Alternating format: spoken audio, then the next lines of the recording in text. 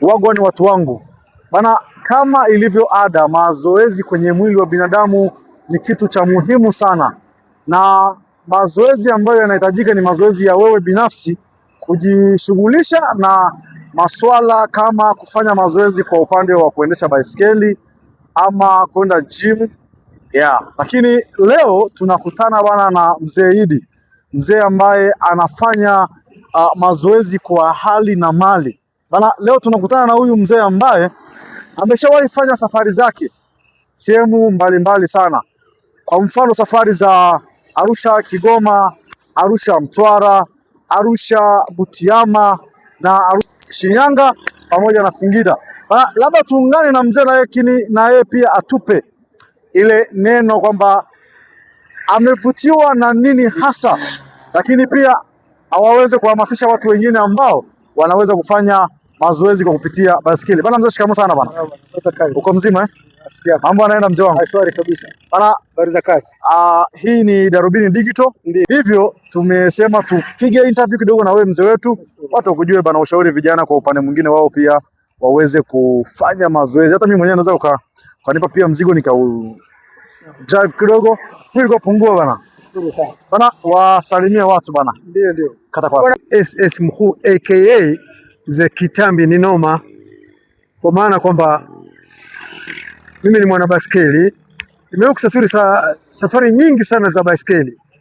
Kwa mfano kama kutoka Arusha hadi Kigoma kwenda kushuhudia mpambano ilikuwa mtanange kati ya Simba na Yanga ambao ulifanyika Lake Tanganyika kwa mara ya kwanza. Nilikwenda kule nikatumia siku 9 na Mungu alinisaidia, tunashukuru alhamdulillah, niliweza kufika salama. Lakini kama haitoshi, niwe kutoka Dar es Salaam hadi Mwanza kwa baskeli pia kwenda kushuhudia mtanange kati ya Simba na Yanga ambao ilikuwa nusu final Azam Federation pia. Ilifanyika pale CCM Kirumba. Na misafara mingi tu kama kwenda kwa Mwalimu Nyerere, wanaita Butiama, kutoka Arusha Mtwara. Na hivi sasa nipo safarini pia nafanya mizunguko mingi.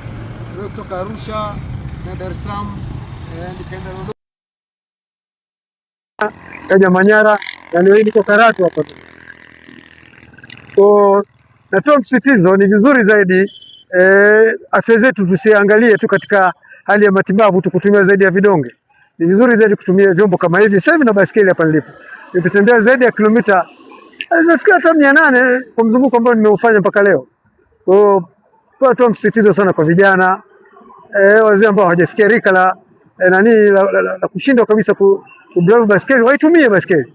Baskeli ni chombo mbadala ambao inakusaidia wewe kutoa sumu yote mwilini na kukaa katika hali ya afya njema kabisa.